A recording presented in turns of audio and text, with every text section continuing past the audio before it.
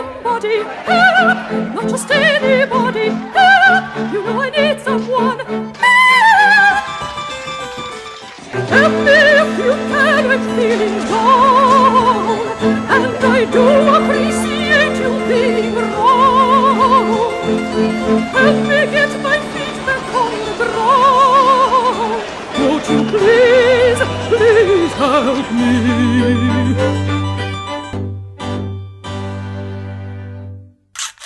Hola Diego, muchas gracias. ¿Cómo les va?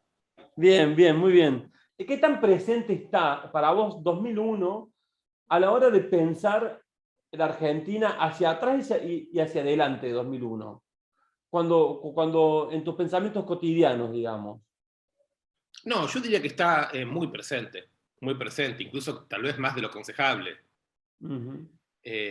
Primero porque fue un tipo de acontecimiento, por lo menos como lo viví yo, y aclaro de inmediato que yo no viví el 2001 en términos individuales y personales, sino formando parte de un colectivo que se llamaba Colectivo Situaciones. ¿Cuál? ¿Cómo? Colectivo Situaciones. Y nos dedicamos mucho, digamos, a hacer lo que llamábamos en ese momento una investigación militante, que era un intento de participar de aquellas cosas que estaba haciendo la organización popular en aquel momento, de los movimientos piqueteros, a los scratches que en aquel momento hacían los hijos, a experiencias de educación, digamos, en algunos lugares del conurbano. Sí, había digamos, en ese momento una cantidad de experiencias de tipo micropolíticas, de tipo, digamos, muy situadas.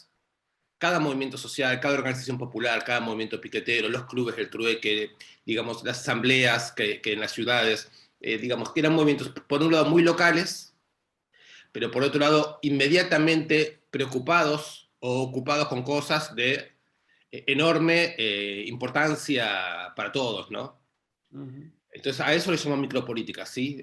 Si llego a usar el término más de una vez, quiere decir que son cosas muy situadas, pero al mismo tiempo que tienen una enorme implicancia para todo el campo social. Uh-huh. Entonces, en un sí. tiempo me parece que es importante marcar en el que la política estaba cuestionada, digamos, la política partidaria o la política en la que habíamos vivido en los primeros 20 años de democracia, estaba absolutamente cuestionada como si tenía valor o no, ¿no? Exactamente. Hay un pensador de la política argentino que se llama Alejandro Horowitz, que él hizo, bueno, él es conocido porque hizo un libro llamado Los Cuatro Peronismos, que en su momento tuvo mucha repercusión, y él explica que entre el año 83 y el 2001 hay todo un periodo en el que gobernaron partidos políticos diferentes, pero que ese periodo puede ser pensado como la democracia de la derrota.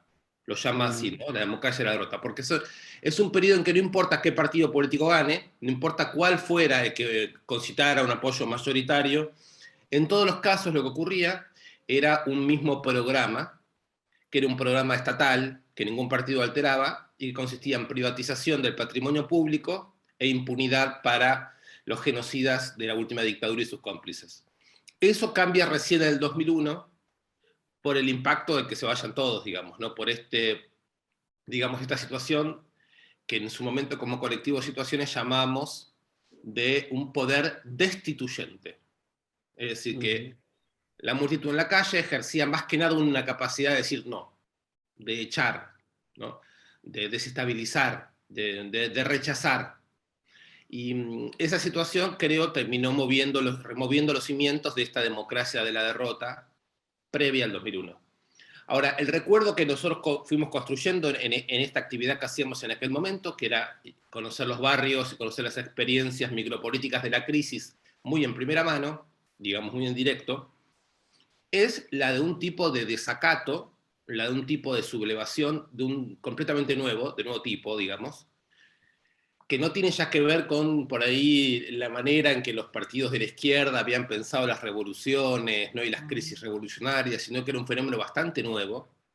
Nuevo, por ejemplo, en el hecho de que el 19 de diciembre de la noche o el 20 de diciembre de la mañana del 2001 estaba la Plaza de Mayo completamente ocupada por la gente y en ningún caso ni se esperaba un discurso político del gobierno, ni se aspiraba a entrar a la Casa Rosada, digamos. No era otra cosa lo que estaba ocurriendo con respecto a la política.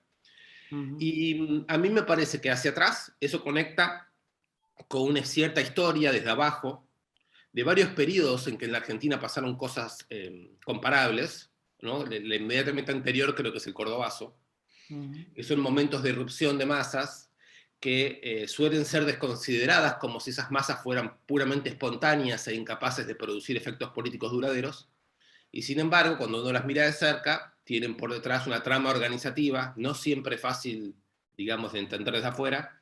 En el caso del Cordobazo, por supuesto, un movimiento estudiantil, un movimiento obrero mucho más estructurados, con dirigentes a la cabeza muy prestigiosos y muy conocidos, pero si uno mira de cerca lo que pasó en el 2001, va a encontrar también, por ejemplo, un desarrollo bastante extendido de movimientos piqueteros, de agrupaciones universitarias, de agrupaciones territoriales, ¿no? Que son un poco el tejido que fue produciendo ciertos discursos, ciertas tácticas, ¿no?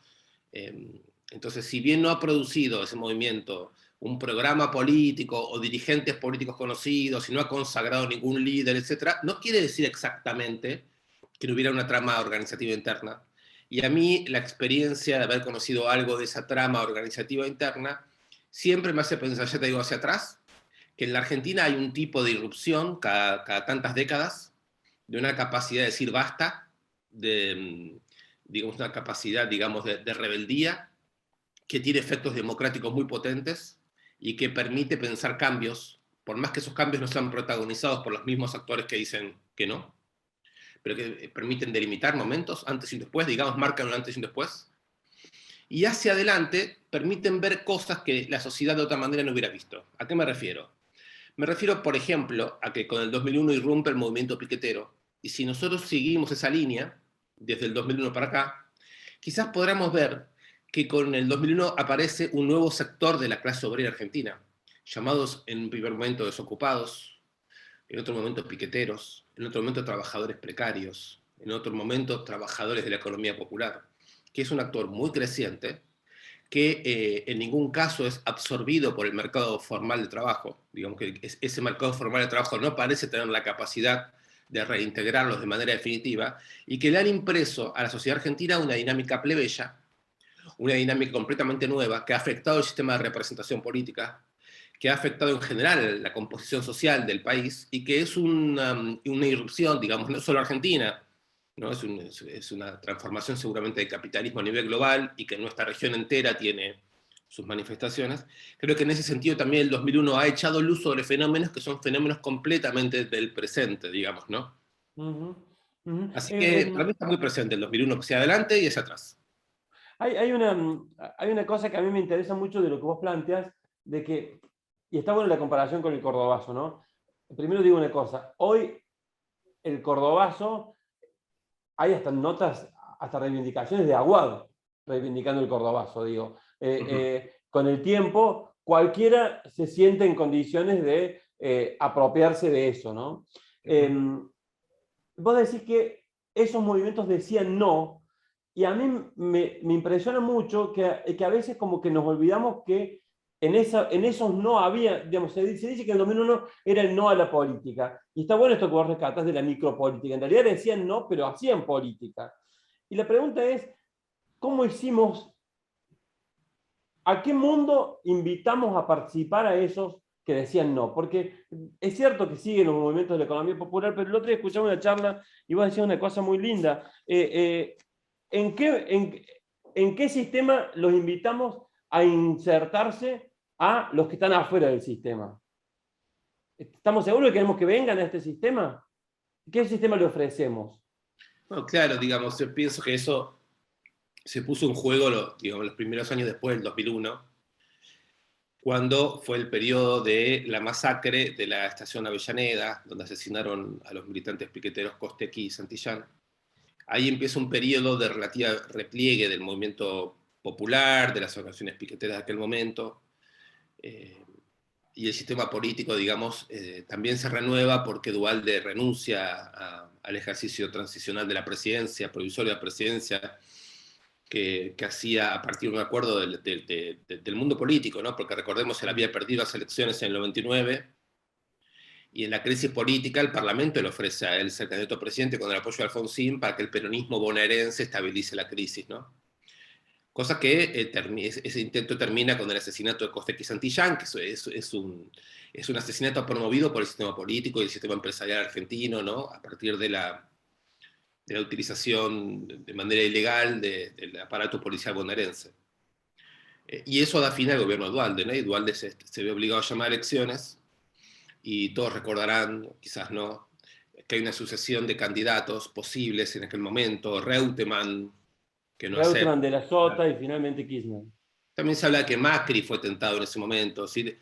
Ahí se barajaron los nombres posibles, y bueno, finalmente Néstor Kirchner es el candidato, que pierde en la primera vuelta con Menem. Menem renuncia a la segunda vuelta, llega Kirchner al gobierno con muy pocos votos, y en ese momento empieza un periodo, digamos, de conversación entre enlazado, invitación y subordinación del peronismo renovado, digamos, al movimiento social. Hay sectores del movimiento social que entran con mucho entusiasmo en ese armado, otros que son definitivamente opositores, y ahí me parece un sector que intenta entrar a ese escenario nuevo, intentando que ese ingreso no sea tan subordinado, ¿no? Porque finalmente el movimiento piquetero había tenido un tipo de protagonismo muy importante en términos políticos y micropolíticos, y supongo yo que en ese momento era muy importante para esos movimientos no ser desmovilizados, sino ser en todo caso, digamos, protagonistas de un nuevo momento en la democracia argentina. Es decir, ser capaces de discutir aquello que se estaba llamando en ese momento construir un país normal. Bueno, ¿qué normalidad? Claro. Por ejemplo, digamos, ¿a qué tipo de, como dijiste vos, ¿no? ¿A qué tipo de trabajo se invita a los jóvenes que han protagonizado un movimiento fundamental para sacarse de encima la legitimidad del neoliberalismo de los 90? Esos chicos y esas chicas, digamos así, ¿no? Que ya hasta a esa altura del partido no solamente eran capaces de una cierta forma de lucha, sino también de una cierta capacidad de organización territorial, de organización de comedores, de organización de panaderías, en fin, ¿no? Que tenían ya un lenguaje, una lectura de la sociedad desde abajo. ¿Qué se hacía con esas personas, digamos, ¿no? Entonces, pienso yo que hay un punto en el primer kirchnerismo que a mí me parece que ha sido poco examinado, que es el punto en donde a estas personas se las trata básicamente como víctimas a reparar, ¿no? El lenguaje que se utiliza es el de la inclusión social, que es un lenguaje que por un lado es muy conmovedor, digamos, ¿no? Porque es la primera vez que el Estado pide perdón por haber, digamos, participado del genocidio, por haber excluido, ¿no? Y aparece una militancia muy participativa y un lenguaje, digamos, de reconocimiento de daños y de intento de incluir a los excluidos en el sistema. Pero todo esto tiene un elemento paradojal, porque hay un saber popular, digamos, que en ese momento es considerado no político o prepolítico, ¿no? Y hay una idea de que lo mejor que puede pasar con esas personas no es que sigan cuestionando el sistema para producir otra cosa, sino que se incluyan de manera muy subordinada en un sistema que transforma muy pocas cosas, digamos, ¿no? Que sigue siendo básicamente el mismo, con algunas transformaciones que todos valoramos y que si lo vemos de cerca seguramente son efectos necesarios de la crisis, digamos, ¿no? Que finalmente son estos movimientos los que impugnaron el hecho de que las cosas siguieran exactamente igual, pero los efectos novedosos, lo que se podía abrir, ahí estos sujetos ingresan de una manera subordinada, y a mí me parece que ahí radica uno de los problemas de lo que vino después, ¿no? Es decir, la idea de inclusión es muy débil para el tipo de transformaciones que son necesarias, pero además que estas fuerzas traían. Te quiero hacer un par de preguntas que nos van a servir para llevar adelante el trabajo. No te lo dije, el trabajo se va a llamar Arde. Ajá. Y te hago una pregunta concreta sobre eso. ¿Qué te parece que arde en 2001? Yo creo que mi impresión, mi recuerdo es que lo que arde en 2001 es el sistema de mandos digamos, del sistema político. Es decir, la idea, creo que podríamos ahí enfocarnos en lo que fue la tarde del 19 de diciembre. En el momento, digamos, el contexto era que De la Rúa, que era el presidente, muy apoyado por el sistema político, iban a la idea de un blindaje, de un déficit cero, de un ajuste extraordinario sobre una economía ya muy agotada. Y entonces el movimiento social, la sociedad en general, digamos, muchas expresiones de la sociedad dicen que no, se levantan, no aceptan, del piquete a la asamblea, a la cacerola, todo ese universo, ¿no? Entonces De la Rúa hace un último intento por disciplinar a esa sociedad y por explicarle, digamos así, en términos firmes, haciendo un gesto de autoridad, que era muy necesario ese ajuste.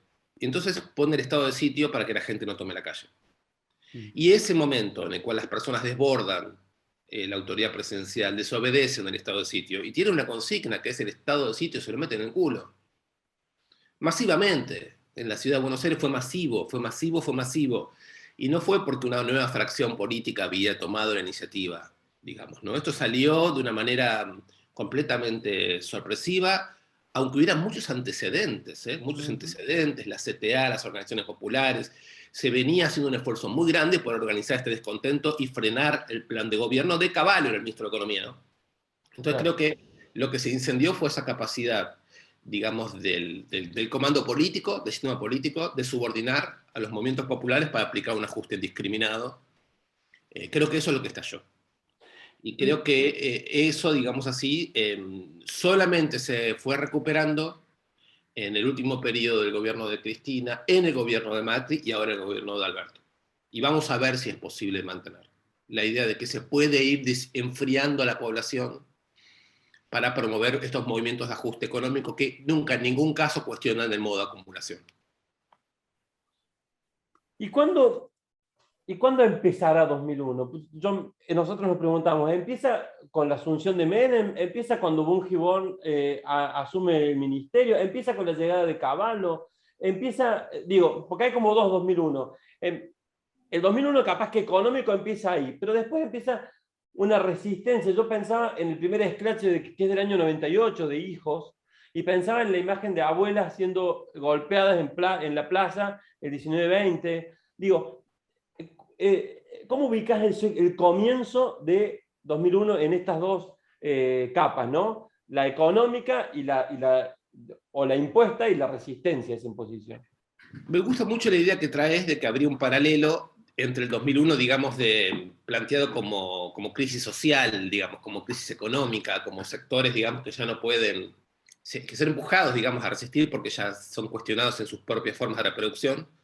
Creo que esto debe existir, digamos, debe empezar pasado la mitad de los 90, cuando los municipios pobres ya no pueden pagar sueldos, cuando en las provincias del interior cierran las empresas públicas, cuando empiezan a cerrar líneas de ferrocarriles, un efecto, digamos, de la privatización de Menem, sobre todo muy en el norte y muy en el sur del país, empiezan los primeros movimientos piqueteros, que tenían otros nombres en su momento, y aparecen las primeras puebladas. Eso va llegando a Buenos Aires, y ya después del 98, 99, digamos, en el conurbano, cuando llega el conurbano se vuelve imparable, ¿no? Así que en esa línea yo lo que encuentro es algo muy, muy, muy importante, que es la capacidad de contagio y la capacidad de aprendizaje del movimiento social. Cuando una forma de lucha funciona, se generaliza muy rápido, ¿no? Muy, muy rápido. La otra línea creo que la marcás muy bien. Yo también tengo la impresión de que hay algo muy importante con la aparición de hijos en el 96, luego los scratches, que eso redinamiza el movimiento de derechos humanos generacionalmente, digamos, ¿no? Y aparece ahí ya directamente una convocatoria, una consigna muy, muy, muy fascinante, ¿no? Que era, si no hay justicia, hay scratch. Hay que recordar que en ese periodo, digamos, todos los militares, del aparato genocida y sus cómplices, estaban beneficiados por las políticas de impunidad desarrolladas por todos los gobiernos de la democracia, digamos, ¿no? Entonces, era una bandera muy movilizante y además advertía muy seriamente sobre la ilegitimidad del sistema político, ¿no? Es decir, el hecho de que un genocidio fuera relegitimado por la democracia era insoportable.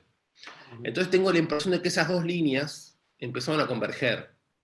Y creo que convergen definitivamente en una imagen que la que bien marcás vos, que es que el 20 de la mañana de diciembre del 2001, la mañana, al mediodía, cuando nos despertamos de la noche anterior, digamos, habíamos hecho renunciar a Cavallo en la calle, podría ser la fórmula. Claro. Nos levantamos a la mañana y vemos que le están pegando a las madres de Plaza de Mayo, ¿no? Ahí en la plaza.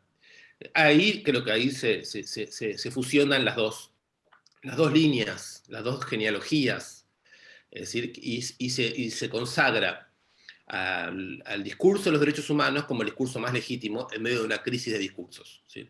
Ningún político puede abrir la boca, pero todos los políticos que abran la boca a partir de ahí tendrán que tener como condición de posibilidad a las madres de Plaza de Mayo. Eso lo vemos cuando Rodríguez A. asumió unos pocos días el gobierno y llamó a las madres de Plaza de Mayo. Y después lo vemos con Néstor y Cristina Kirchner, que directamente, digamos, abrazaron a ese movimiento y le dieron a ese movimiento, digamos, un nivel de reconocimiento institucional que en la Argentina no había ocurrido nunca, ¿no? O sea que visto así hasta conmueve, ¿no? Yo me acuerdo, en el 98, cuando empezaron los scratches, yo que creía que no estaba influenciado por los 90, pero en realidad estaba quemado de la cabeza, me asustaban los scratches. Digo, ¿qué va a pasar? ¿A dónde va esto, no? La valentía de los chicos de Hijos de volver a hacer política en la calle, después de regreso a la democracia, que habíamos quedado todos, se animan a hacerlo. Sí, Y total. te digo que ahí nace el 2x1 también, ¿no? La marcha del 2x1. Exactamente, digamos, hay una cosa muy conmovedora en la Argentina que yo creo que la inventan las Madres de Plaza de Mayo en el 77, que es que en el momento en que las organizaciones políticas revolucionarias son derrotadas, digamos, por la canallada del terrorismo de Estado, ¿no? Derrotada en la ESMA, en la cama de tortura, bueno, salen las Madres de Plaza de Mayo y ahí hay un cambio fundamental, porque las Madres de Plaza de Mayo son política femenina, son política desarmada, son política sin partido, son política de exposición del cuerpo, y incluso en medio de la guerra de Malvinas, incluso en ese tipo de coyunturas, ellas se animan a decir que existen dos líneas de soberanía política en la Argentina. Uno es sobre la línea de la privatización y la destrucción de los cuerpos, y la otra pone como condición de posibilidad el cuidado del cuerpo individual y colectivo. Y yo creo que las madres dieron lugar ahí a una cosa totalmente única, totalmente única. Fue una contracorriente de todos los partidos políticos de la época, fue una contracorriente de todos los fenómenos económicos de la época, y sin embargo fueron el único movimiento que logró ofrecer a la sociedad argentina un espacio de contaminación, de recuerdo, de construcción de un lenguaje. Para mí fueron el único gran y perdurable movimiento de sensibilización de las fuerzas populares sometidas al terror, como decís vos. Primero el de la dictadura, después al terror de la economía neoliberal. El terror desensibiliza, desorganiza, individualiza, cierra. Y lo que ofrecieron, en lo que en la Argentina se inventó como una política de los derechos humanos, que están tan de acá, digamos, ¿no? Fue un espacio de resensibilización que permitió que luchas del pasado y luchas del presente, y que luchas que en el presente tenían lenguajes completamente distintas entre sí, pudieran ir encontrando algo común, en el espacio sensible me refiero. Cuando digo sensible quiere decir no en el discurso, sino en algo mucho más importante, que es que lo que permite que los discursos digan algo. O sea que no tiene que ver con lo nuestro, pero te lo tengo que decir, no es casual que Mestre, que compartía escenarios con Menéndez en Córdoba mientras era gobernador, sea como ministro el que activa la represión del 2021, digamos. Ahí es como el ejemplo perfecto de que el mismo proyecto político que era Menéndez, que era el neoliberalismo, es como que golpea, enfrenta a las madres porque son su peor enemigo, ¿no? Por supuesto, por supuesto, por supuesto. Y en esto, por ejemplo, en esta, digamos, genealogía fina, hay muchas cosas que podríamos poner la lupa y hablar mucho. No lo propongo que lo hagamos para que no nos dispersemos, pero por ejemplo, justo antes de la aparición de Hijos se da la entrevista de Horacio Berbigi con Silingo, ¿no? En Claro. donde directamente aparece la confirmación absoluta del discurso que los familiares habían dado de lo que había pasado en los juicios y que los militares habían negado absolutamente, porque los militares decían hay dos versiones en la Argentina, ¿no? La de los derechos humanos, digamos, y la nuestra, que defendimos a la patria, una subversión a patria. Bla, bla, bla. Cuando Siringo habla, se termina esta idea de dos demonios, de dos versiones, claro, de dos proyectos. Y eso tiene mucho peso, porque quiere decir que del lado, digamos, de lo que hoy converge en el 2001, está el peso de la verdad.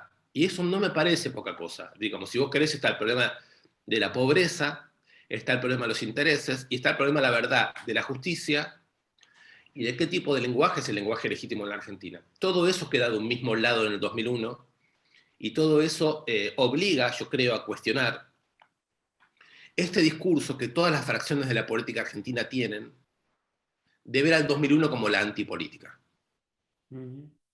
que solo muestra el trauma que le quedó al sistema político del 2001. Es traumático. Es decir, es como si fuese, digamos, el límite absoluto, marca el límite absoluto al que no hay que llegar, digamos, ¿no? El 2001 es visto por el sistema político como una amenaza, como una especie de oscuridad, una fantasmática inconsciente oscura. Digamos, no hay nadie en el sistema político que pueda decir, por ejemplo, el 2001 del 19 y 20 debería ser feriado porque recordamos compañeras y compañeros muertos, asesinados. Compartimos un periodo de lucha excepcional que refundó para siempre la Argentina en tal dirección. Eso no existe. No existió nunca. A mí me parece bien que no exista, porque las razones por las que el 2001, digamos, se puso en marcha no fueron del todo escuchadas. Es muy fuerte esto, porque también es el desafío que tenemos nosotros con este ARDE, digamos. Porque claro, toda intención de recordar 2001, como pasa siempre, en nuestro pequeño establishment, digamos, se lo trata de apropiar para llevarlo a esto, ¿no? Entonces, estaba pensando, el corralito, digamos, en uno de los capítulos queremos hablar del corralito, en otro queremos hablar de los bancos, en otro queremos hablar de la pobreza, del hambre. Digo, ¿cómo hacer para recordar eso? Y de paso te lo pregunto, a ver si nos ayudas. ¿Desde qué enfoque habría que ver cada una de esas cosas para no caer en esa narrativa que intenta apropiarse de los mismos como solamente la crisis del sistema político que el sistema político logró evitar, digamos? Claro, exactamente. Ese es, digamos así, vamos a decir, el resurgir de un espíritu alfonsinista, digamos, que le permite al sistema político seguir considerándose autónomo y profesional con respecto a la crisis. Así que si querés, yo diría que hay varias cosas. La primera es, no hay un 2001, hay varios 2001. Es decir, si uno se mete en la asamblea de las clases medias urbanas, va a encontrar algo por ahí diferente si se mete en una asamblea piquetera del 2001 o en una fábrica que los trabajadores, bueno, se quedaron con la fábrica encima sin haberlo decidido demasiado, sin saber qué hacer, o si no se va al interior del país. Es decir, hay muchos 2001 y yo diría que lo que tienen en común es que todos esos 2001 son protagonismos sociales de la crisis. Es decir, que tienen que aprender a hacer algo en medio de la crisis. Pero además son todos movimientos que han producido la crisis, es decir, que se saben causa de la crisis, que no quieren más lo anterior, no quieren más lo anterior y tienen que desplegar saberes para existir en la crisis, para comunicarse, para resolver la economía, para cuidar a los chicos, en fin, ¿no? Eso me parece que es el escenario común. Luego, sistemas de apropiaciones hay varios, porque cuando viene, digamos, cuando se empieza a construir el relato periodístico y político del 2001, los sectores medios suelen tener mucho más poder simbólico de palabra, y, digamos, el tema de los ahorros, del corralito, etcétera, aparece teniendo un protagonismo mucho mayor, cuando en rigor quizás no tuvo tanto protagonismo en esos años como, por ejemplo, el mundo de la organización piquetera, digamos, ¿no? Que vino madurando con los años, que fue una forma de organización completamente nueva, que empujó a los sectores medios a salir a la calle, y que me parece a mí que tenía un potencial de cuestionamiento de las jerarquías sociales y de organización social mucho más profunda. Pero es cierto lo otro también, ¿no? Que en los sectores medios hubo una experiencia de, pongamos, un año, más o menos un año, asamblearia muy fuerte, que llevó a muchos sectores a entrar en contacto con el cartoneo, con las formas de pobreza urbana, es decir, que lo llevó a discutir mucho la cuestión de la representación política, que lo llevó a hacer política con otros, también a lidiar con fuerzas de izquierda insoportables, vanguardistas, sectarias, ¿no? Que no respetaban ese proceso y que creían que tenían el socialismo, digamos, ahí, que el sueño tan postergado del socialismo estaba ahí. Claro. Entonces, fue una experiencia política muy rica, digamos, muy inhabitual en las ciudades, digamos, las grandes ciudades de nuestra época, y que sin embargo la vemos hoy en Chile, vemos algo en Colombia, no son estrictamente cosas del pasado, son una suerte de patrón irregular de nuestro territorio. Con respecto a lo que ocurre con los políticos, yo tengo la impresión de que el kirchnerismo, junto con, digamos, esta gran convocatoria a una voluntad de reparación, que tiene, yo también creo que tiene las dos mismas direcciones que marcamos antes, ¿no? Por un lado, los derechos humanos en los años 70, una reivindicación de militancia, y por otro lado, una participación del movimiento social, de lo que fue el movimiento piquetero, digamos, de lo que hoy se llaman las organizaciones sociales, los planes. Fue en esos mismos dos lugares que produjeron la crisis que el kirchnerismo desarrolló un tipo de interlocución nueva. Me parece que hay una ambigüedad muy grande, que ya la señalamos, de un lado una militancia y un discurso de inclusión y reconocimiento, del otro lado una desactivación de las potencias más importantes que se venían tejiendo de ese lado. Creo que cuando hablamos de una subordinación, habría que decir que el kirchnerismo fue un llamado muy importante también a reconstruir el bipartidismo político, a reconstruir el sistema político, que eso quiere decir que la política, a través de la representación, tiene una autonomía con respecto al sistema de intereses sociales.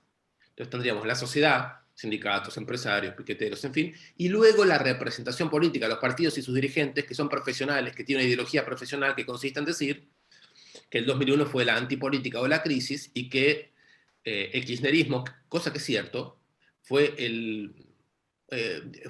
digamos, algo así como la mejor lectura que los profesionales de la política tuvieron sobre lo que ocurría en la sociedad. Y por eso lograron constituir a partir de ahí una nueva experiencia del sistema político en la Argentina, que no se hubiera terminado de constituir como bipartidismo sin Macri, que es el otro que escucha el mensaje de la normalización política, y si con el kirchnerismo la política es inclusión, con el macrismo la idea era que las energías callejeras podían convertirse en energías empresariales, ¿no? Entonces, donde había un movimiento piquetero, podría haber una pyme o podría haber una empresa, es decir, incluir toda esa energía social en las categorías de la economía de mercado, y era una visión de que todo podía integrarse al mercado en términos empresariales, cosa que quizás les podría haber funcionado si no fuera porque se dedicaron a destruir el entramado empresarial que quedaba, más que a construir, en lugar de, como decían, convertir todo en empresa, cosa que ya hubiera sido un error, hicieron algo que los desmereció a ellos mismos, ¿no? Que fue destruir el tejido empresarial que había, destruir la fuente de trabajo. Entonces,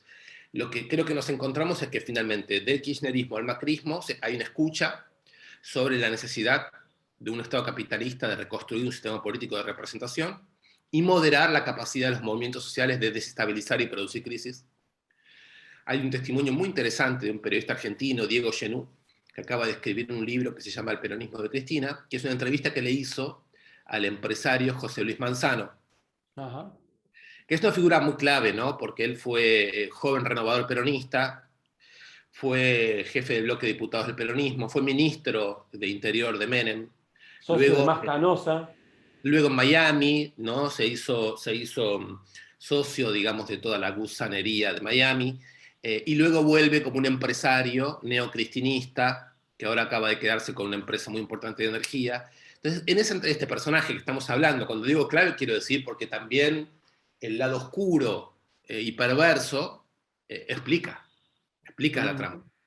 Entonces él dice que está muy orgulloso de la clase política que él contribuyó a crear y muy orgulloso de la democracia argentina y muy orgulloso del gobierno de Cristina, porque la grieta permite que el corte de la crisis no sea horizontal, no sea entre por un lado de la sociedad y por otro lado de la política, como en Chile o como en Colombia, claro, o el 2001, sino que el corte está vertical. Por lo tanto, las personas nunca terminan de hacer estallar todo, sino que se canalizan a través de dos partidos políticos y de esa manera Argentina es muy atractiva, incluso en el momento donde la pobreza aumenta, para invertir y todo ese tipo de discurso cínico. Y luego un discurso de Sanz, que es el otro mendocino perverso clave, digamos, ¿no? Del otro lado de la grieta, el que fue presidente del radicalismo cuando se hizo la alianza con el macrismo, diciendo que el papel de las organizaciones sociales es fundamental porque evitan un estallido. Claro. Entonces, esto hay que pensarlo, digamos. Las organizaciones populares se vuelven muy importantes para la política porque hacen la que la política por sí misma no podría hacer, y esto es una enseñanza del 2001. Los políticos no pueden gobernar sin movimiento popular. Pero el movimiento popular está situado en el lugar de evitar el estallido. Lo cual hay que discutirlo mucho, porque en primer lugar el estallido ya llegó. El neoliberalismo es estallido por abajo, continuo. No es cierto que los barrios populares están por estallar. Hay un sistema de implosiones continuo que ciertos sectores del discurso político prefieren llamar a eso orden. Pero es un orden que están condenando que es muy brutal, ¿no? Me mata esto que decir, porque no nos tenemos que colgar porque quiero volver a 2001, pero me parece interesantísimo, porque entonces ahí ves la perversidad del país normal de Néstor en el primer discurso, ¿no? Es el país normal, es un país donde todo está acomodado, todo en cada lugar sagrado, hasta que algún tarot lo venga a desacomodar. Exacto, pero digamos claro que el 2001 tiene esa actualidad para los políticos. Es eso que está siempre ahí por estallar. Bien. Llamamos 2001 al límite que está un pasito después de la política. Es decir, bien, si el armado entre la política y el movimiento popular es rebasado y estallido, ahí vendría el 2001. El 2001 de los políticos, claro, que es el miedo que los echen, digamos, ¿no? Pero otra cosa sería pensar qué cosas es el 2001 para las organizaciones populares, que yo creo que ahí hablaríamos de otra cosa y volveríamos a esta historia de una organización micropolítica, de formas de construcción de poder distintas, de un diseño de la toma de decisiones completamente diferentes, que son cosas que estos años en Argentina se siguieron ensayando, sobre todo en los movimientos feministas. Ujú, ujú. ¿no? Te hago una pregunta, a ver,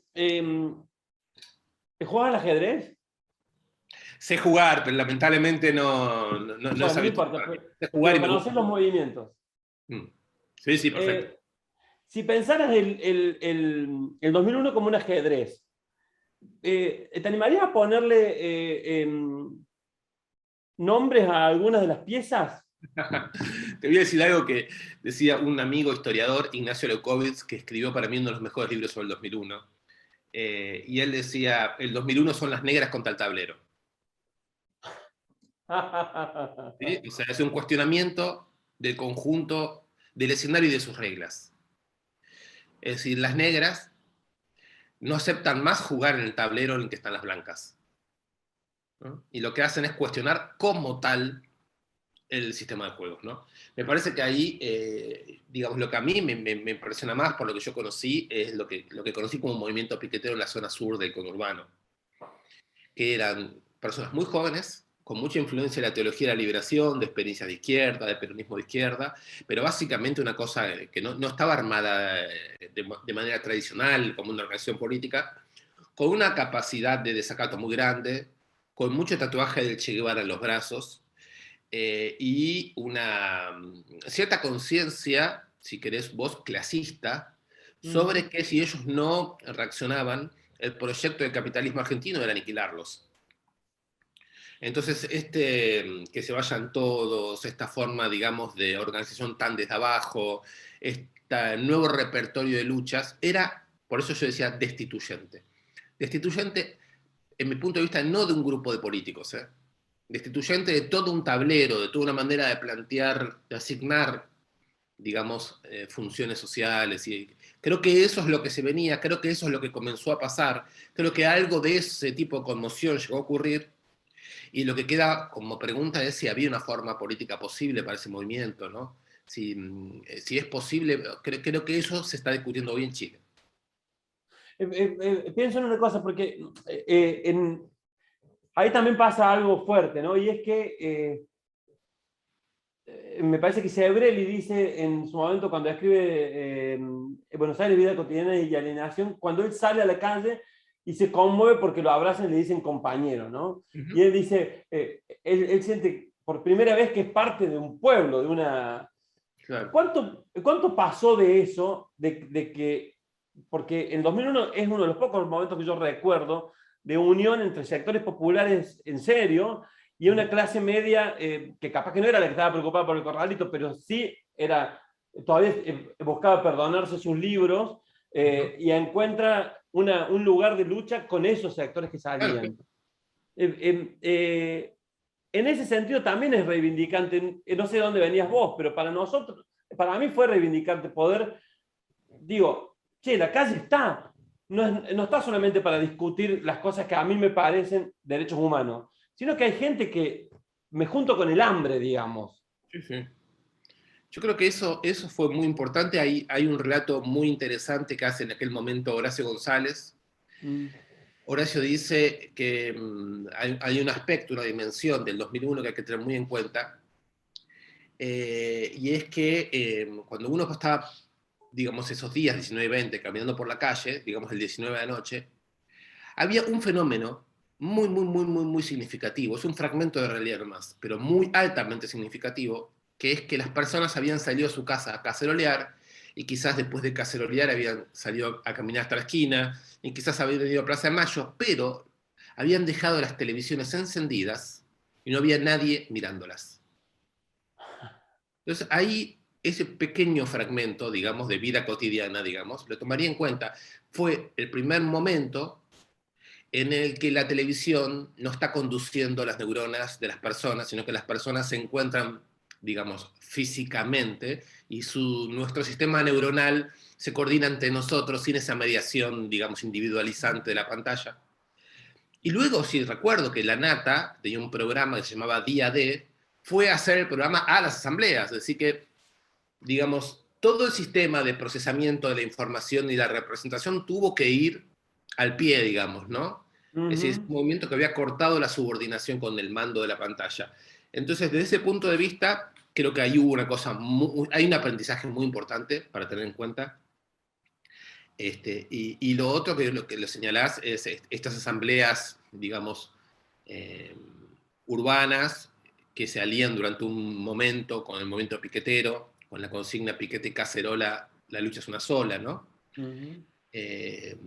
Yo creo que eso probablemente no duró y probablemente la clase media empezó en un sector mayoritario a hablar de planeros, ¿no? Y dentro del propio mundo popular, ¿no? El planero, el subsidiado y los fenómenos de racismo y clasismo se instalaron muy rápidamente, pero creo que lo que cambió es que cuando vos vas a una marcha hoy en Buenos Aires, después del 2001, supongo que en varias provincias pasa lo mismo, vos vas a una marcha y cuando ves quiénes son los que marchan, ves un contenido popular completamente nuevo. Ujú, sin Que no duda. eran las columnas del PI, que no eran las columnas del Frente Claro, Grande, que no eran las claro. columnas de una centroizquierda progresista que acompañaba a la Madre Plaza de Mayo, sino que Bueno, apareció un componente popular muy destruido, muy agraviado por el neoliberalismo y que empieza a estar presente. Y que ya no son las columnas de la CGT, digamos, ¿no? Que no son los claro. trabajadores súper encuadrados, sino que es un mundo nuevo que apareció y que está ahí y que hoy no es tan fácil de evacuar del universo público. Bueno, y si uno lo busca también, lo mismo pasa con el feminismo de los últimos 4 años, ¿no? Con esas, digamos, ese otro colectivo que se ve tan dominante ahora. Te tiro algunas palabras: desilusión, tristeza, rabia, ¿todo eso estaba en 2001? Sí. ¿Lo ubicas en algún sector? ¿Cómo ubicarías las palabras? Si yo te pidiera palabras que te identifiquen a 2001. Me cuesta poco porque hicimos tanto trabajo nosotros con el lenguaje que quedamos contaminados por las propias maneras de pensar y no quisiera ser injusto porque en realidad el 2001 lo hicieron, se hizo muy por fuera de los grupos, digamos, ¿no? Pero me parece que hubo mucha desesperación y hubo mucha decepción, ¿no? O sea, me parece que ese tipo de palabras explican mucho. Desesperación por la situación inmediata y porque no había nadie que se haga cargo de nada, me refiero al Estado, el poder, Ujú. porque el nivel de pobreza fue extrema y porque el nivel de represión fue muy alto. Es decir, que creo que hubo una desesperación por un lado. Y por otro lado, creo que hubo una desilusión muy grande, un nihilismo, digamos, una falta de esperanza muy, muy, muy, muy, muy grande. Solo que creo que esa desilusión habría que pensarlo un poco filosóficamente, no habría que quedarse con la palabra como si fuera un fenómeno de resentimiento, Ujú. ¿no? O una pasión triste, negativa. Eh, Creo que una cierta desilusión es fundamental en este tipo de movimientos, porque al perder la ilusión en el sistema de la representación, se abre la pregunta de qué hacemos, cómo lo hacemos, nosotros acá. Es una idea de ultra presente, ¿no? De ultra presente. De hecho, si los movimientos piqueteros, muchos de los movimientos piqueteros, tendieron a utilizar una palabra que es la palabra dignidad. Dignidad. Dignidad. Se podía ver en las banderas, ¿no? Los movimientos de trabajadores por la dignidad, ¿no? De la dignidad piquetera, la dignidad. Y la noción de dignidad me parece que se opone a la de esperanza o a la de utopía, en el sentido que la dignidad es acá y hoy. ¿No? Nosotros somos dignos hoy y nuestra dignidad es lo que nos hace estar acá presentes, que es una palabra muy presente también en el zapatismo, que en esos años existía todavía una comunicación, digamos, entre algunos movimientos populares y la imaginación que el zapatismo había puesto a circular a nivel global. Esa idea de dignidad me parece central, porque es sin ilusiones en otros, sin expectativas en un futuro de una promesa, ¿no? Confía en mí que yo mañana te voy a dar trabajo, etc. Y la dignidad consiste en la capacidad de hacerse presente, de poner límites a una situación indigna, ¿no? De confiar en la capacidad de lucha y de ser hoy y acá los que podemos decir algunas cosas. Tengo la idea de que desilusión, desesperación, escepticismo y dignidad. Ujú. Ujú. Em, y también me parece que es contra neoliberal, ¿no? Porque es ahora, Claro. dame esto ahora. Una cosa que capaz que también lo vinculo con los movimientos de derechos humanos, los scratches, la represión a abuelas, eh, la dignidad de este pueblo que no busca venganza, ¿no? Que después del regreso de la democracia no busca ejercer la venganza, porque hay gente, digamos, la represión fue feroz, y ahí, así todo, será dentro de lo normal o lo que, pero no buscamos venganza, ¿no? No, no, claramente, no, no, las Madres de Plaza de Mayo se definieron desde el comienzo como un movimiento no violento, por eso me parece importante marcar el 77 como un momento en que la política deja de ser armada, por lo menos para el movimiento popular. O sea, a esta dictadura blindada se la desorganiza a partir de otro conjunto de estrategias, digamos, ¿no? Que las Madres de Plaza de Mayo pusieron ahí sobre la superficie. Yo pienso que la palabra venganza no tiene, y la palabra resentimiento no tiene nada que ver con lo que operaron como política las Madres de Plaza de Mayo, que sería más bien la capacidad de pasar de ser víctimas a ser protagonistas y hacerse responsables del mundo público, del dolor del familiar o del afectado o de la víctima, a la convocatoria a crear una nueva visión de lo público, una nueva manera de estar en la calle, una nueva manera de imaginar la sociedad. Y a partir de ahí, un discurso que más bien era el testimonio que decía algo así como, por más que se pase de la dictadura a la democracia, por más que hayan gobiernos votados, y por más que el Parlamento esté en funciones y haya una ley, toda ley es ilegítima si se sustenta sobre un genocidio no reconocido.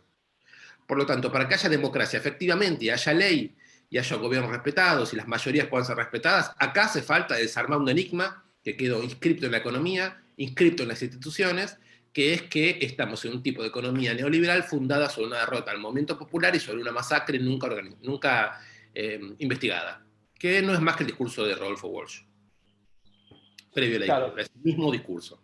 Es el con mismo lo discurso. cual, con lo cual 2001 es eco también de todo eso, ¿no?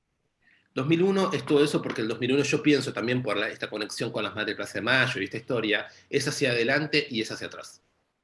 El 2001 selecciona de nuestra historia el conjunto de textos, de memorias y de experiencias libertarias que necesitamos para seguir, y hacia adelante formula un conjunto de preguntas y de límites que están siempre vividas como amenazantes por los políticos y que todo el tiempo amenazan con un desplazamiento por el cual pasaríamos de la política convencional a una activación micropolítica de la sociedad. ¿Podés determinar cuándo termina de arder 2001? ¿Cuándo terminó 2001? ¿Hay un final de 2001?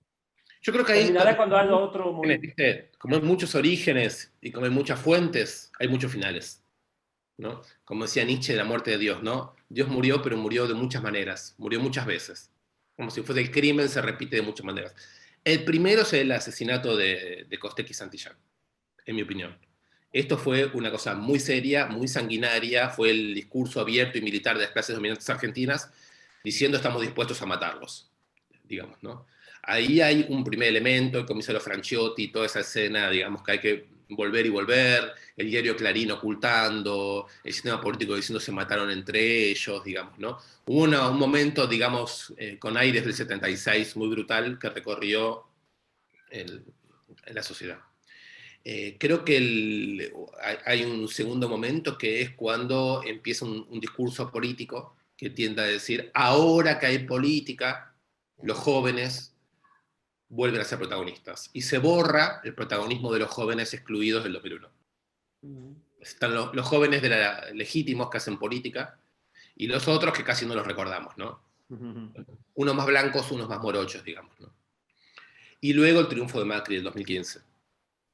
Creo que el triunfo de Macri del 2015 es un momento tremendo, tremendo, en donde se hace muy necesario hacer un balance de cómo hemos llegado del 2001 a la restauración de la legitimidad neoliberal de un modo completamente abierto. Creo que ahí tenemos otro momento muy traumático, digamos, ¿no? de necesidad de hacer de vuelta a balance, que fue el momento justamente que hicimos con Berbisky el libro Vida de Perro, ¿no? Necesidad de, bueno, ¿qué pasó acá? Y, o sea, pienso que el 2001 tiene muchas muertes.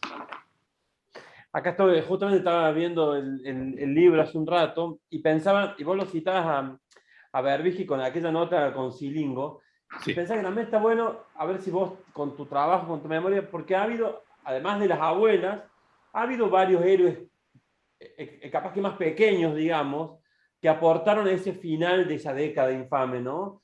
Esa entrevista con Berbisky, y quizás habría que decir que dentro de toda su parte oscura hubo gente dentro de la milicia, qué sé yo, los primeros 8 diputados Claro. que se fueron del Grupo- peronismo, el grupo de los 8. Digo, ¿reconoces así Norma Pla? No sé, pienso en algunas personas que vieron antes que se venía el 2001. Bueno, ahí se puede recordar muy bien la Marcha Federal de mediados 90, que traía del norte una columna muy nutrida, dirigida por el entonces dirigente popular Perro Santillán, Ujú. Eve de Bonafini, las Madres de Plaza de Mayo muy importantes, y en la CTA lo que era el liderazgo en ese momento de Víctor de Genaro, ¿no? Esos tres La liderazgos Carpa convergen Blanca, en la Federal. ¿Cómo? la Carpa Blanca. La Carpa Blanca docente. Luego había una cantidad importante de líderes regionales en provincias, ¿no? Pepino Fernández, me voy acordando de algunos nombres que aparecieron. Milagro Sala ya estaba en Jujuy como parte activa de... Yo creo que esta trama organizativa, digamos, los nombres más conocidos, bueno, de Lía Alderete, ¿no? En La Matanza, digamos, las redes más dinámicas y más activas yo creo que se cuidaron de promover nombres personales. Pero bueno, ahí habría que nombrar una cantidad de compañeras y compañeros que no los voy a nombrar porque no son conocidos en el gran público, pero que tuvieron un protagonismo muy importante en sus redes, en sus barrios, en sus lugares de trabajo. Pero claro que hubieron políticos, que hubieron periodistas, que hubieron... Es decir, hubo toda una trama de la sociedad argentina que se empezó a mover por abajo, que se empezó a mover de otra manera. Y yo tengo la impresión de que ahí es donde uno puede ver lo que llamaríamos la inteligencia colectiva argentina, en ese tipo de fenómenos. Puede ver la magnitud de ese tipo de inteligencia, la importancia estratégica de ese tipo de inteligencia. Pienso además que ese tipo de inteligencia, en tanto que fenómeno autónomo del poder, es el gran enemigo desde siempre de las clases dominantes argentinas, ¿no? Yo creo que esa es una buena manera de pensar la historia argentina, ¿no? O sea, cómo cada tanto las clases dominantes perciben una reconstitución de la inteligencia popular, ¿no? Como diría David Viñas, primero gauchos e indios, montoneras federales, después obreros anarquistas, migrantes, ¿no? Y así, figuras de rebelión que van condensando de manera más o menos autónoma una inteligencia popular, territorial, y cuando eso crece un poco y tiene poder de contestación, la abrumadora violencia de clase dominante sobre ellos, ¿no? Yo sé que esa es una historia posible para hacer. Pensaba dos cosas, ya vamos terminando, no quiero cansarte.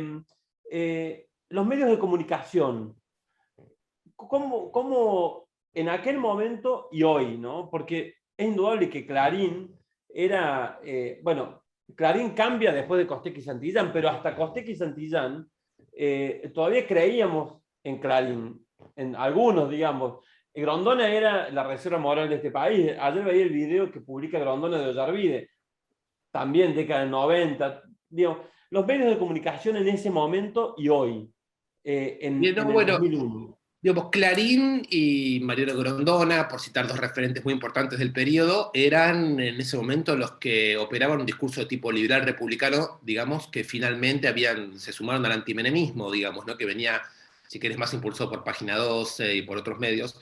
En ese momento se crea este antimenemismo, que básicamente es un discurso contra la corrupción, digo. En algunos sectores, digo, CTA, ya los hemos nombrado, ¿no? Tenía un discurso contra el modelo económico de Caballo y la privatización.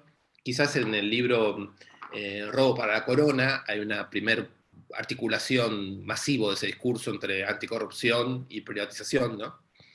Pero claro, el problema de Grondona o de Clarín es que habían tenido una complicidad con la dictadura muy evidente, ¿no? Papel prensa por el lado de Clarín, y Mariano Grondona, que junto a Bernardo Neustadt, ya en democracia, hacían todavía discursos muy de defensa, digamos, de la última dictadura. Luego creo que pasamos de ahí a lo que decís vos, ¿no? Lo que hizo Clarín en el 2001. Clarín diciendo se mataron entre ellos, ¿no? La crisis se cobró 2 nuevas vidas.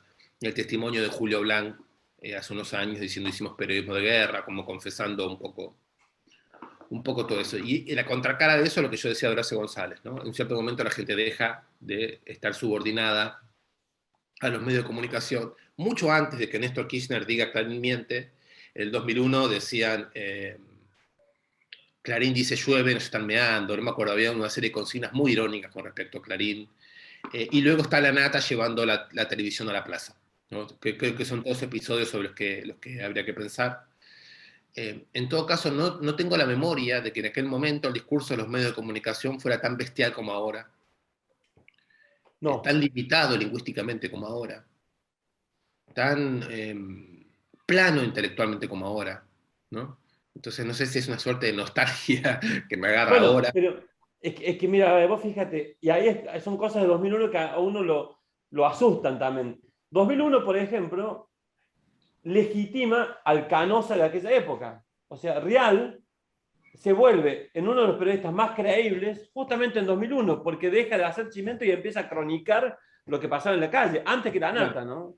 claro. Hay una cosa oscura ahí extraña, ¿no? Sí. Bien, entonces me parece que por un lado todo el sistema de representación, seguramente la televisión más rápido y la universidad mucho después, pero todo el sistema de organización de categorías para narrar lo que ocurre se tiene que legitimar en lo que pasa en la calle, digamos, ¿no? Cuanto más próximos están de la calle, cuanto más se acercan, por eso decía cuando la nata lleva la cámara a la plaza, ¿no? Pero el kirchnerismo hace lo mismo, digamos, ¿no? El kirchnerismo es el sector de la política profesional que se da cuenta que hay que entender ese fenómeno, que hay que acercarse a ese fenómeno, que hay Claro. que escuchar ese fenómeno. Entonces, digamos, el oído puesto en la escucha me parece que produjo un escenario político nuevo. Y los que como Duhalde, digamos, tiraron a matar, o como Clarín, digamos, hicieron esas tapas brutales, quizás quedaron para una parte de la sociedad más deslegitimados, digamos, ¿no? Quedaron, digamos, como si dijésemos, como parte de un armado al que claramente se impugnaba. Entonces ahí también creo que esa disyunción, ese efecto del 2001, el 2001 produjo esa nueva situación política, razón por la cual yo insisto, es absurdo llamar el 2001 antipolítico, Perfecto. porque fue una intervención política que produjo efectos políticos duraderos. Te hago tres preguntas más y no te jodo más. Los bancos y 2001, ¿qué tan importantes son tratando de construir esta idea de la clase media de que los bancos son 2001?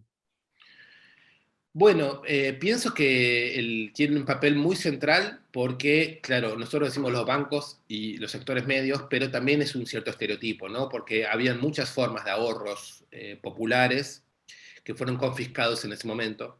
Esa confiscación, esa declaración de que la moneda argentina no tenía más valor, contrastaba con lo que estaba pasando, por ejemplo, con los patacones, ¿no? Con otras monedas que se estaban emitiendo en ese momento en las provincias y con el hecho que creo que fue en Santa Fe, que por un periodo se admitió pagar impuestos con la moneda que emitían los clubes de trueque. Sí. Entonces, digamos, en la misma medida que el sistema financiero concentrado se replegaba expropiando ahorros populares, el mundo popular emitía una pseudomoneda, digamos, ¿no? Para dar cuenta de su propia reproducción, para dar cuenta. Entonces, esas son imágenes muy impresionantes, ¿no? Muy impresionantes. ¿A dónde hubiera llegado una institución paralela del mundo popular? Hubiera producido pequeños bancos centrales de la pobreza, digamos, de las redes sociales colectivas en lucha.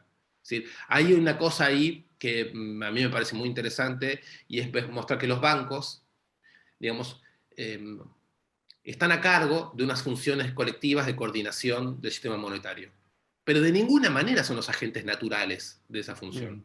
Muy bien podríamos imaginar otras. Entonces hay un elemento pedagógico que seguramente se perdió, pero que estaba en juego en ese momento, en que me parece central. Porque que los bancos hayan actuado como mando capitalista, como mando brutal, disciplinador, como mando de castigo, etc., bueno, me parece que dice bastante sobre una cierta manera neoliberal de producir funciones de coordinación social. ¿No? Que creo que fue muy importante de todas maneras, porque, digamos, el corralito, digamos, y el secuestro de los ahorros, bueno, produjo una situación muy brutal, ¿no? Muy expulsiva, de muchísima agresión, de muchísima indignación, de muchísima calle, y creo que son también digamos, uno de los actores cuya agresividad permitió que por un momento se armase esta alianza entre sectores medios y sectores populares, ¿no? Es decir, sin el corralito no se armaba esa situación. Pensaba estaba viendo Ocupas, bueno, que ahora todos nos hemos dado cuenta de cómo nos habló, ¿no? Del 2001 y todo ese contexto. Y también me acuerdo personalmente que digamos, veníamos del 90 muy encerrados. Yo me acuerdo, nunca dejé de militar en política, pero mis amigos me miraban como si fuera un tarado, digamos. ¿Qué haces yendo a esas reuniones? Que eran pedorrísimas, porque se discutían cosas en donde yo militaba muy, muy pequeñas, ¿no? Pero así todo también había como una apuesta al amor en algunas cosas. Yo me acuerdo, en ese momento decidí vivir con mi ex compañera, empezamos a pensar en la idea de tener un hijo. Qué loco eso, ¿no? Que socialmente así todo se apostaran a esas cosas, ¿no? Como el amor. Bueno, creo que hubo una especie de efecto de contrasociedad en una parte de la sociedad argentina, digamos, ¿no? Es decir, que se establecieron ahí formas de lucha, de comunidad muy fuertes, muy intensas, eh, que creo que están muy relatadas, ¿no? En quienes vivieron otros momentos de lucha también, ¿no? Que son, afectan biográficamente de manera muy, muy fuerte, porque la idea de vamos a resistir, ¿no? Todos juntos y vamos a intentar pensar esto de otra manera y nos embarcamos juntos en algo, tiene un aspecto también bueno, la idea de jurarnos entre nosotros que nos íbamos a embarcar juntos en algo tiene un aspecto muy romántico, digamos, también, ¿no? Entonces, creo que eso es parte de las tramas micropolíticas de aquel periodo, muy fuerte, muy fuerte. Si yo también podría contar narraciones personales, grupales y otros grupos que he conocido que tienen como si dijésemos una contracara vital que me parece que sería parte de un rayo inteligente en 2001, poder reunir lo mortífero y lo desesperante con lo digno y lo romántico, sin creer que son cosas mutuamente excluyentes. Poder pensar la simultaneidad de cosas que aparentemente son contradictorias, pero que sin embargo se pueden dar juntas. Hablo mucho de eso, esta es la última pregunta, pero quizás lo he pensado así, pues nos pueda surgir algo más. La potencia que no debemos perder del 2001, ¿cuál sería? ¿Cómo podríamos resumir cuál es la potencia que es clave que tengamos viva, que siga ardiendo de 2001? Yo pienso que es la capacidad de decir no al poder, de ponerle límites a las decisiones de un poder que se presenta como si por un lado estuviera el poder económico y por otro lado estuviera el poder político. Y hay una relación íntima entre el modo en que se toman las decisiones políticas y el modo en que se acumula capital. Hay una relación muy íntima, es decirle no a eso, la capacidad de decirle no a eso, a esa articulación entre modo de acumulación y de explotación de mayorías y de territorios y de bienes naturales, y una forma cerrada y secreta de la toma de decisiones políticas que no son más que dos caras de una misma moneda. Decirle que no a eso, ponerle un límite que no a eso, yo creo que eso es, digamos, un poco ¿cómo decir? Una suerte de verdad interna de eso que llamamos 2001.